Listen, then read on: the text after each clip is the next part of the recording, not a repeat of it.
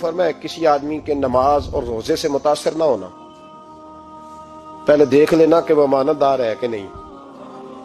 کسی کے نماز روزے سے متاثر نہیں ہونا، پہلے دیکھ لینا کہ دیانت دار ہے کہ دیکھنا لوگوں کی جیبوں پہ کتنی نظریں ڈالتا ہے۔ فرمایا بہت سارے نماز روزے والے دھوکے بازی کرتے ہیں، دیانتی نہ کریں، اپنے عہدے کا پاس رکھیں، اپنے منصب کا خیال رکھیں۔ عہدہ جس جگہ آپ موجود ہیں آپ کی ذمہ داری ہے۔ میرے رسول پاک صلی اللہ علیہ وسلم نے فرمایا ہر بندہ تم میں سے نگران ہے، اور جو اس کی رعایا ہے اس کے بارے میں اس نے جواب دینا ہے۔ کبھی بھی بددیانتی نہ کریں۔ ہم لوگوں کا پہلے اعتماد حاصل کرتے ہیں، پھر اس اعتماد کو ٹھیس پہنچاتے ہیں۔ اس کا نقصان پتہ کیا ہوتا ہے؟ دنیا میں سب سے کمزور شخص وہ ہوتا ہے جس پر کوئی اعتبار نہیں کرتا۔ جس کا اعتماد ضائع ہو جائے وہ آدمی بکھر جاتا ہے۔ کبھی بھی دھوکہ دہی کی پالیسی نہ بنائیں۔ ہم لوگوں سے مفادات لینے کے لیے اپنے رویے میٹھے کرتے ہیں، اور جب کام نکل جاتا ہے پھر ہمارے رویے بدل جاتے ہیں۔ یہ دھوکہ ہے، یہ بددیانتی ہے۔ اس کو اللہ رسول نے پسند نہیں کیا۔ میرے نبی پاک علیہ السلام نے فرمایا جس میں تین باتیں پائی جائیں وہ تو منافق ہے۔ اگرچہ علماء کہتے ہیں یہاں منافق اعتقادی مراد نہیں، منافق عملی مراد ہے، لیکن حضور نے فرمایا منافق ہے۔ یا رسول اللہ کون؟ فرمایا وہ بندہ جب بات کرے تو جھوٹ بولے، جب وعدہ کرے تو مخالفت کرے، جب امانت رکھی جائے تو بددیانتی کرے، یہ تو بندہ منافق ہے۔ حضرت ابو نور علیہ رحمہ نے لکھا ہے، فرماتے ہیں محمود غزنوی کا دور تھا تو ایک آدمی محمود غزنوی کے پاس نا اپنا کیس لے کے آیا، مدعی بن کے آیا۔ اس نے کہا بادشاہ میرا کیس بڑا نرالا ہے۔ بادشاہ سلامت نے کہا وہ کس طرح؟ کہنے لگا یہ میرے پاس ایک تھیلی ہے، میں نہ سفر پہ جانے لگا تو یہ تھیلی پوری ہیروں کی بھری ہوئی۔ فلاں علاقے کے جو قاضی صاحب ہے نا، میں جاتی دفعہ میں کہیں سفر پہ جا رہا تھا تو میں ان کے پاس چھوڑ گیا کہ راستہ لمبا ہے، کہیں کوئی مجھ سے چھین نہ لے، ہیروں کی بھری ہوئی تھی۔ کچھ دنوں کے بعد میں واپس آیا ہوں، قاضی صاحب نے مجھے تھیلی واپس کی ہے تو اس میں ہیروں کی بجائے کھوٹے سکے نکلے۔ اب میں نے قاضی صاحب سے کہا ہے تو قاضی صاحب تو میرے گریبان تک آتے ہیں، وہ کہتے ہیں بتا کہیں سے پھٹی ہے، کھلی ہے؟ وہ جس طرح ٹانکے لگا کے تو نے سی تھی اسی طرح لگے ہوئے ہیں کہ نہیں؟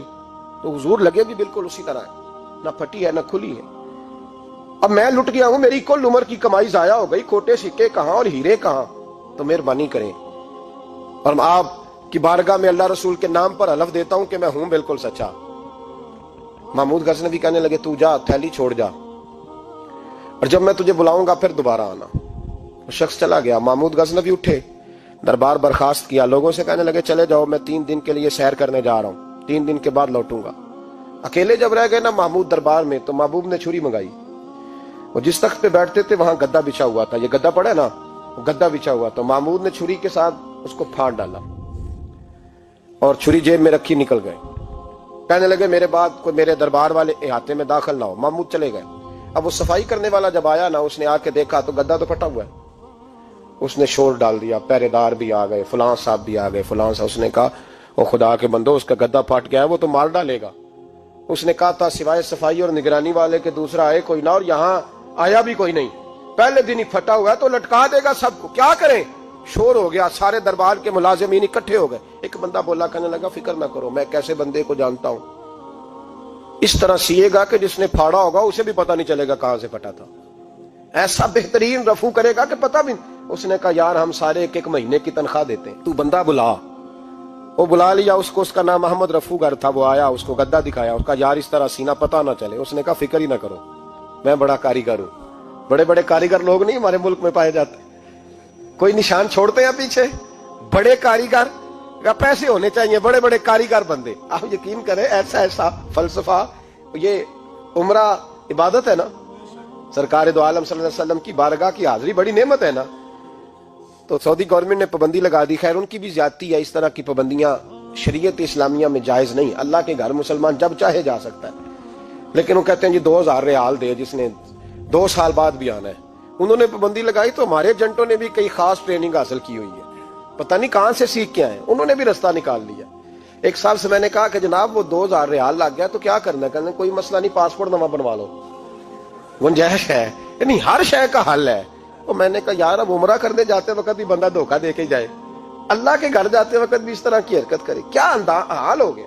ہر چیز کا لوگوں نے حل نکال لیا، ہر چیز کا لوگوں نے سٹائل بنا لی۔ ایسا نہ کریں، یہ درست نہیں۔ احمد رفو گر کہنے لگا اس طرح سیوں گا کہ پھاڑنے والے کو بھی پتہ نہیں۔ ان کا پیسے لے یار تو سی دے۔ اس نے سی دی، اگلے شام ہی لا کے بچھا دیا گدا۔ تیسرے دن بادشاہ سلامت آئے، آ کے پہلی نظر گدے پہ ڈالی، اس نے بلایا سب ملازمین کو، کہا کس نے سیا ہے؟ کہا جناب کیا ہوا؟ کہا یہ پھٹا ہوا تھا۔ کس نے؟ کہا نہیں پھٹا ہی نہیں۔ وہ کہنے لگے بنو مت، میں خود پھاڑ کے گیا تھا۔ تو بتاؤ صحیح سیا کس نے ہے؟ کہا جناب آپ پھاڑ کے گئے تھے تو بتایا کیوں نہیں؟ فرمانے لگے اسی لیے تو بتایا نہیں تھا کہ تم خود تحقیق کر لو، بلاؤ بتاؤ سیا کس نے۔ تو بلا لیا، احمد رفو گھر آ گیا۔ اس کو جب بلا کے سامنے بادشاہ کھڑا کیا، کہا بھائی تو نے سیا ہے؟ کہنے لگا حضور آپ کے سارے ملازم کٹھے ہو کے آئے تھے، میری غلطی کوئی نہیں۔ کہا نہیں یار تو بڑا کاریگر ہے، میں نے اپنے ہاتھ سے پھاڑا تھا پر مجھے بھی نہیں پتا چل رہا کہاں سے پھٹا تھا۔ اچھا یہ بتا یہ تھیلی جو ہے یہ بھی تو نے سی تھی؟ اس نے کہا جی آپ کے خادم کا ہی کارنامہ ہے، وہ فلانے علاقے کے قاضی صاحب آئے تھے، اس میں سے ہیرے نکال کے تو کھوٹے سکے بھرے تھے، تو مجھے بھی تھوڑا سا حصہ ملا تھا۔ محمود نے سارے گواہ بھی اکٹھے کر لیے، ثبوت بھی اکٹھے کر لیے۔ پھر قاضی کو بلایا، پہلے سارے ثبوت اور گواہ کیس حل کر لیا۔ پھر ہمارے ہاں یہ حال ہوتا ہے کہ مدعی 2-3 ہفتے کے بعد خود ہی ہاتھ باندھ جاتا ہے، کہنا تسی میری جان چھڈو، مجرم پھڑو پاوے نہ پڑھو۔ وہ کہتا ہے مجھے معافی دو، میں رہا۔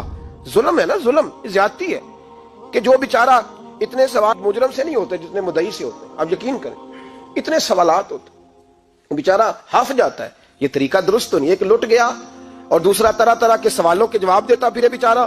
سارے ثبوت اکٹھے کر کے قاضی صاحب کو بلایا، تنہائی میں لے جا کے محمود غزنوی نے کہا قاضی صاحب آپ سے غلطی ہو گئی، غریب آدمی تھا، وہ لٹ گیا ہے، اس نے تو بڑی مشکل سے کچھ ہیرے جمع کیے تھے اور اس کی کل کائنات تھی، تو آپ اس کا مال اسے دے دیں، بات ختم۔ قاضی صاحب کہنے لگے آپ مجھ پہ الزام لگا رہے ہیں، سوال ہی نہیں پیدا ہوتا، آپ میری داڑھی دیکھیں، آپ میرا اعزاز دیکھیں، دنیا جانتی ہے میں اس کا۔ قاضی صاحب انسان بھول ہی جاتا ہے، بندہ بھول جاتا ہے، غلطی ہوگی، مال نے کہا نہیں سبق۔ کہا میں تنہائی میں پوچھ رہا ہوں، میں اس وقت پوچھ رہا ہوں جب دوسرا موجود کوئی نہیں، آج توبہ کر لے، میں کچھ نہیں کہوں گا، تو میری زبان پہ اعتبار کر، تجھے پتا ہے میں جو کہتا ہوں اس پہ عمل بھی کرتا ہوں، باز آ جا۔ پر قاضی نے کہا نہیں میری غلطی کوئی نہیں۔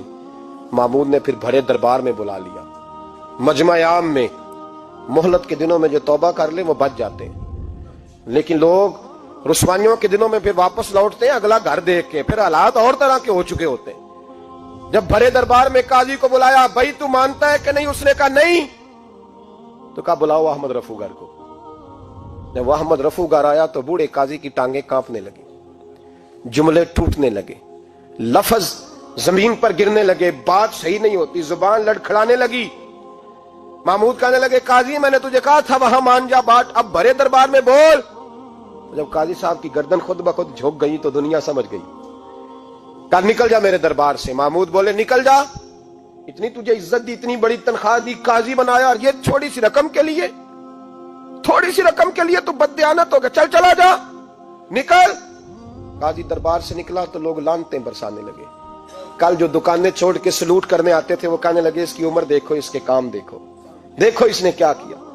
گھر گیا، بچے جن کے لیے پاپ کمایا تھا، جنہاں لی تو پاپ کمائے ہن کتھے نہیں ہو تیرے گھر دے، وہ بچے کہنے لگے ابا جی ہم تو سکول مدرسہ جانے کے قابل نہیں رہے، امید تھی کہ بیوی ساتھ دے گی۔ وہ کہنے لگی میں میکے کیسے جاؤں گی، گلی کی عورتیں طرح طرح کی باتیں بناتی ہیں۔ اور بھائی کامیابیوں کے بڑے سربراہ ہوتے ہیں، کوئی کامیاب ہو جائے تو سارے کہتے ہیں میری سپورٹ سے ہوا ہے، ناکامیاں ہمیشہ یتیم ہوتی ہیں، ناکامیوں کا کوئی سربراہ نہیں ہوتا۔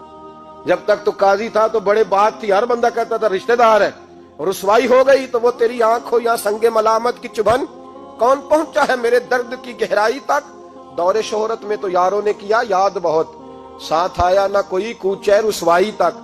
اور میاں صاحب کہنے لگے ساری عمر ہی آٹا گد ہے، میں لکھاں کیتے نہیں پیڑے، اب وقت آیا ہی تے محمد بخشا کوئی نہیں ہوں بیٹھا نیڑے، حالات ہی بدل گئے۔